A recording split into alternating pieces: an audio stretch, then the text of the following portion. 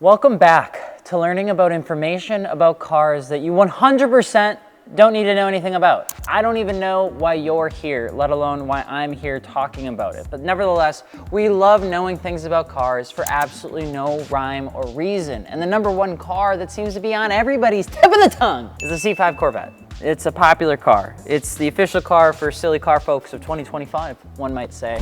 And it's the American FD RX-7, and I figured it would be time to talk about it a little bit, because if you're on the fence about buying one and then you want to modify one, turns out, and great news, we actually know how to do that over at martiniworks.com. If you want to get one, I'd highly recommend getting one now because they're still relatively affordable and old people don't know what they have. Turns out when I went to Gatlinburg this year, it seemed like every other car was a slammed C5 on VSKFs, which means it's coming, and it's coming pretty quick. Phrasing really rough on that statement, but we're gonna keep moving forward, which, by the way, please don't forget to subscribe. And if you want us to cover a car in the next episode of 20 minutes, let us know below, because then I can pull a fancy one from you guys and gals. Modify your car at martiniworks.com. Let's get into it, especially with Black Friday, Cyber Monday. I don't really know what the difference is between those two anymore, but we can help figure out the right deals for you for your C5 and not just tell you that every single deal is the best deal in the world, because quite frankly, that's not the case. Anyway, why is the C5 so popular? Well, turns out when you make every single Nissan absolutely unattainable in terms of price and Toyotas are nowhere to be seen, you're pretty much only left with domestic cars. Now, here's what I will say. The C5, even when it released, was never really intended to be as good as it was. The C5 Corvette was an incredible improvement in the lineage of what was the Corvette nameplate. When the C4 came out, it was a good car. People did like it. It was functional. It did perform, but GM was in a lot of trouble, and we're gonna cover that here in a little bit. So when the C5 was initially trying to make its way into development, it wasn't really thought to be a very fantastic car. The thing is that it was actually probably better than what everybody assumed. The C5 Corvette, the reason everybody loves it is even when it came out new, it was all fresh. The engine, the frame, the transmission location, the styling, the C4 to the C5 jump is huge. There's a lot of people that have asked me, hey, I was thinking about getting a C5, but I'm gonna get a C4 because they're kind of similar, right? And the answer is no, they're not. There's a very big difference. I'd say one of the biggest differences is the driving experience, the 21st century technology like the ABS and the traction control, and then obviously the LS1 that hides underneath the hood of the C5 is just an incredibly reliable motor. Now you have to remember too that the C5 will be touted as this like incredible chassis design, that they used hydroformed chassis versus a multi-piece welded chassis. And I want to talk about why that's important, because a lot of people say, well, that's why I bought it, but they don't really understand what it means. And to be fair, it took me a little bit of research and reaching out to my old science teacher to understand why this was even important to begin with. First thing to keep in mind, the very first time something similar was used in terms of hydroformed chassis was a 1990 Chrysler minivan, and that was for their instrument panel. So not very fancy tech. They didn't take it from Ferrari, they took it from a Chrysler. Now how it works is that sheet steel is rolled into a tube, okay? It's laser welded, and then it's bent into the basic shape of whatever it is that they're trying to do. In this case, a car chassis. That shape is then placed inside of a form and sealed. They shoot water into the piping at 7,000 PSI to inflate the steel,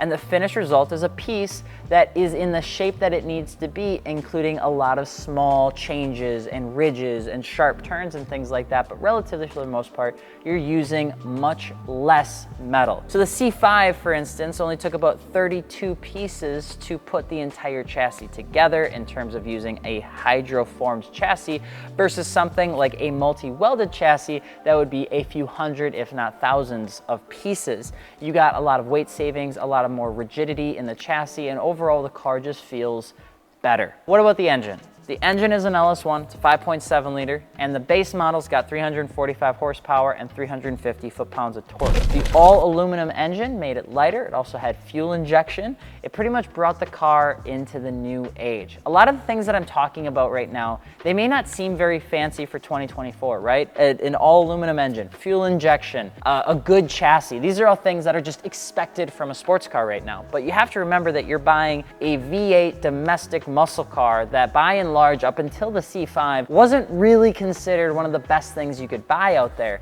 In fact, it was probably considered one of the worst ones you could buy out there, specifically the C4. So the C5 really came in, turned a lot of heads in all the right way. And if you guys are on the fence about buying one, you're probably not gonna have a bad time with this car. The transmission is at the rear. It gave it a really nice balanced front and rear distribution, something again that was very new to Chevrolet with the Corvette platform. But it's not, and this is from the internet, it's not a rear transaxle though, okay? It's a rear mounted transmission which is separated from the differential. So in case you have any nerds out there that say that it is a rear transaxle, apparently that's not the case. C5 Corvettes, if you're on the buying guides out there, you're gonna notice that there's not a whole lot around the trims that came with these cars.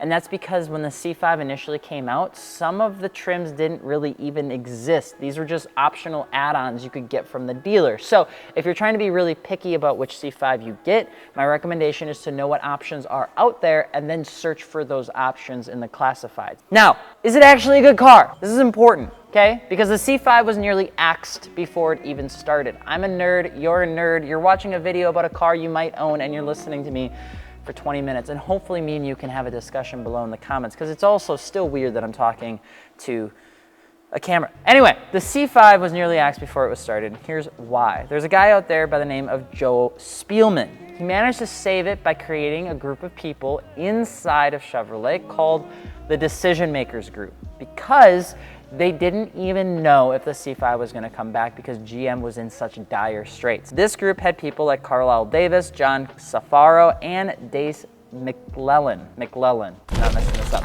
These are all powerhouses in the game, and these were the people that actually got the C5 to life. And it required what some might think would almost be downright illegal behavior inside the company, because they had to try and make the C5 possible, even though everyone, including the executive teams, were telling them to not spend any time or resources on the C5 Corvette. During this time, the decision makers came up with 3 prototypes.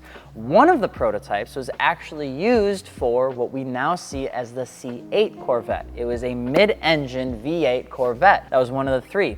The second option was a facelifted C4 Corvette that was still relatively C4-ish, that helped retain the cost and the cost structure that GM was going through, but it was overall going to be kind of just like a blah Corvette. The third one was the ultimate kind of perfect Corvette that we get to see now. And I'm not entirely sure how they decided to make this work, because it was the one that required the biggest amount of financial investment, but they didn't have any money. For instance, they hid $1.2 million within their budget so that they could actually build a production car, because they wanted to show to the then GM at the time, Jack Smith, that developing the C5 with all $250 million versus the $125 million budget that they were originally given was worth it. So they hid all of the technology underneath a C4 body, went out to the proving grounds over in Michigan, tested the car, gave it everything they could possibly need so that when Jack Smith actually got inside the car, he could see that it was worth the investment, and turns out it was. Jack actually would go on to say that this is no Corvette that we've ever felt before. C5 was greenlit, we get the car that we all know and love today. The American FD joke comes from the fact that the flip-up headlights and just overall sleekness of it does look very similar to an FD RX-7. Difference is, the C5 Corvette is going to be drastically more reliable than an FD RX-7. You don't get the brap brap noises, but you do get, with long tube headers, in a sound that will wake up your neighbors, your dog, your cat, and all the people that probably hate you. And that's a good thing, because as car enthusiasts, we're not really doing things for others. We're doing things for ourselves. I have gotten asked a lot, should I snag the Z06 option? When you go out there, there's the base model, there's the Z06, there's a hard top, there's a soft, not soft top, there's the one where you can take the top off, and ones that you can't, fixed roof. My opinion for you guys and gals is this. The LS6, you got 385 horsepower and torque. If you can get one, sure, you can get one, but it's not needed. A lot of people with the C5 Vets right now, they are doing 3 things with it. They're drifting it, they're showing it, or they're buying it because the internet is telling them to. Hi. The show people, you don't need a Z06. Even if you want to boast that you have a Z06, I don't really think anyone is going to care. Most of the time, if you're stancing it out and you're doing the big lips, you're putting it on air, the Z06 kind of loses all the Z06-ness of it. Even though you've got the better engine, it's marginal at best because you're not gonna really be using it. My recommendation is save the money, get the base model, and get yourself a nicer, cleaner one, and then use that extra money to modify the car. If you're planning to track it or if you're planning to drift it, I could definitely see why the Z06 might be a more attractive buy, in which case get one if it's on sale, but I would still argue that you really don't need it. The LS1 that you get in the Corvette C5 can do everything you could possibly want. Short of having, 700 horsepower car, which even then the LS1 can do, I don't think it's necessarily needed. The point of people jumping into this car is because it's an affordable, high horsepower, fun, good looking car. And the moment that you try to make this thing a straight missile, you kind of lose some of the fun of what makes a Corvette a Corvette. Is it a good car to buy? Great question. Now there's about 250,000 of these made in total. So I would say arguably, yeah, these things are rock solid. Phrasing. But there are a few key issues with the car that you need to keep an eye out on if you're planning to buy one. Here are a few. There's obviously gonna be more. If you own a C5, let us know in the comments below if there are more that we need to keep an eye out for. Number one, the pop-up headlight motors fail. They all fail. This shouldn't really be a surprise. Go with the lazy headlight mod and it looks so cool. Pre-2003 engines do like to drink a little bit more oil than those in 04 and beyond. After 2002, there are revised piston rings that did fix the issue. However, if you're looking at the marketplace ad and it says it was already fixed, you should be good. Alternator pulleys and tensioners from 1997 to 2000 in the automatic versions are known to make lots of noise. They're very rattly. Turns out all GMs are a little bit rattly. You just learn to love the noise. The differentials are prone to leaking, specifically one side, I guess. So you just want to keep an eye out for that. Excessive seat noise means that you need to replace the adjuster assembly. So you'll want to keep an eye out for that when you're driving it. And also, you're probably going to need to play with the transverse leaf springs that you'll ultimately need to tear out. Everybody jokes about how it's a truck suspension. I have made this joke a million times, but it's a different truck suspension. It doesn't matter. You're gonna tear it out anyway and put coilovers in it, but I would recommend getting rid of them. They have their place. I don't care how many people compare it to Formula One. It's not good. I don't like it. I hate the way it feels. Also, if you feel like you have a lot of body roll, your bushings, you might need a bigger anti-sway bar, anti-roll kit. But best place to start if you're planning to modify one, I'm gonna just go right to the basics. I'm gonna say coilovers are gonna be one of the best places to start. BC has the BR series.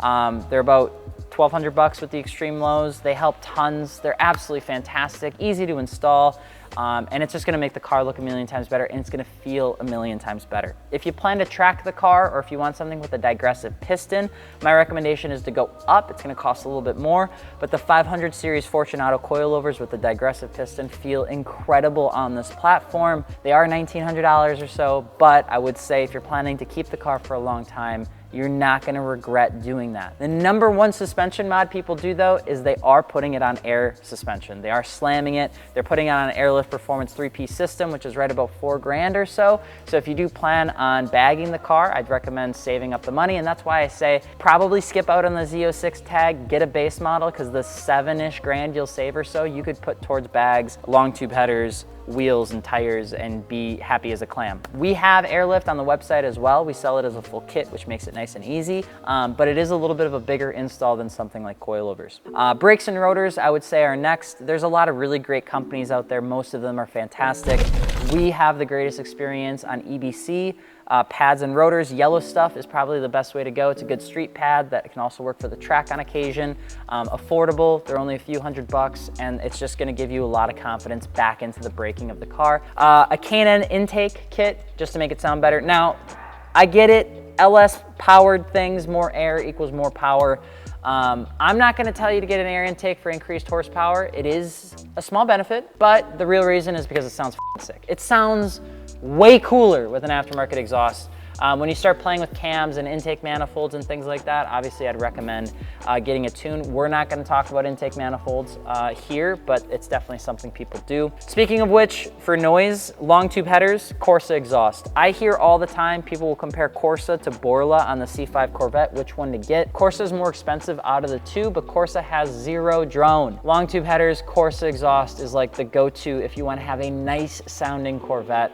that doesn't have that raspiness. Borla is known to have a little bit of drone and raspiness, especially at those low RPMs, up to like 3K or so, whereas the Corsa really doesn't. Now, if you want to modify the engine, you can. It's an LS1. You can do pretty much anything to these engines. They're Legos, they're Build-A-Bears, they're whatever weird analogy you want to make. They work fantastic, okay? 4 seats, my recommendation is to get race quips. They sit well, they're super affordable. They work really great for autocross or drifting, kind of help keep you planted. For fitment, aggressive square setup is gonna be an 18x11 plus 57 with 30, 15, 30 tires. The coilovers have to have -2.5 degrees of negative camber to make that fit. However, if you can get it to fit, you're literally looking at like Volk TE37 price range, Graham lights. Sometimes there's some American wheels like Cray will have this sizing and it looks insane. However, it's a big investment because those tires are super expensive. 315/30s do not play around. If you want to run a staggered setup, 18x10, 18x11 with offset of 58 or 57, you can run 285/35s in the front, 315s in the rear with -1.5 degrees of camber to make the fronts fit. Now, I've seen folks run 18x9.5 plus 35. That's a super conservative number when you compare it to the other numbers I told you. With Koenigs and rotiforms for cost and just accessibility. You'll see that specifically with air suspension as well. It gives it a nice little tucked look without looking kind of ugly, but you will still need a spacer in the front if you're running a 9.5 plus 35, just because you want your struts to actually clear the wheels. Because the offset's so weird, all Corvettes run a really high offset, meaning the wheels are pretty much meant to tuck inside of the body. That's why you can fit 315s in the rear and it still looks kind of tucked. My recommendation though is if you're looking to understand what wheels you specifically want, start with your price point first and then work backwards, because wheel and tire setups for C5 Corvettes can be as cheap as $2,000 or $1,800, and they can be as expensive as like $7,500 depending on what size tires you get with your wheels. So you can reach out to us at martiniworks.com and we can help you out, because the price is a huge point of this. Biggest mistakes when buying a C5 Corvette, we get asked all the time. Remember, it's a cheap car with a chunk of power. It's old power, but it's still analog. It's still different. It's not gonna save you. It's not like a new BMW where you can have a little bit of fun, but it'll still catch you. Corvettes still crash. People crash them just as much as Mustangs, and that can mean that a lot of people feel like they know how to drive a 400 horsepower car when you've only driven 200 horsepower cars. They're not the same thing. If you want to get comfortable with the car, just go out and find a parking lot and slide around and be an idiot until you get yelled at. It's better to do it in a parking lot until a cop comes or until a security officer tells you to leave the property. It's better to do it there than to try and do it in front of your friends and crash your car. So good way to practice, get out there, go to an autocross event if you want to. Otherwise, if you're planning to drift these cars, you can get a little angle kit for it. It's a ton of fun. The power is fantastic.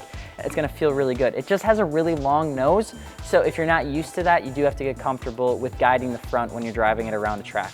Number 2, it's reliable, but it's not perfect. So many of these were made and the age has made them like multi-owner cars. So just make sure you're doing your due diligence when you buy one. Just because somebody's old does not mean that they're trying to pull a fast one over you.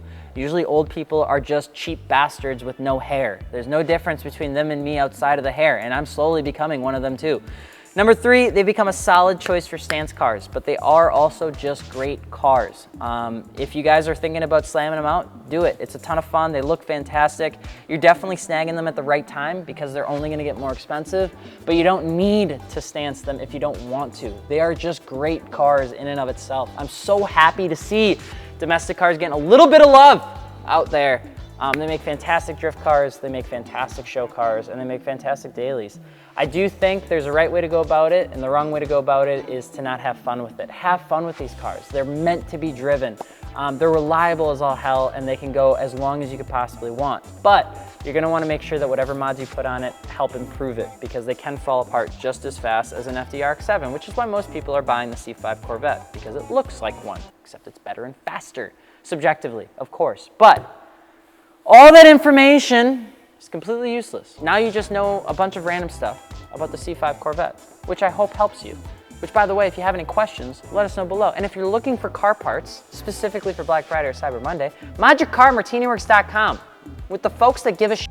I mean, give a crap, give a hoot, you know?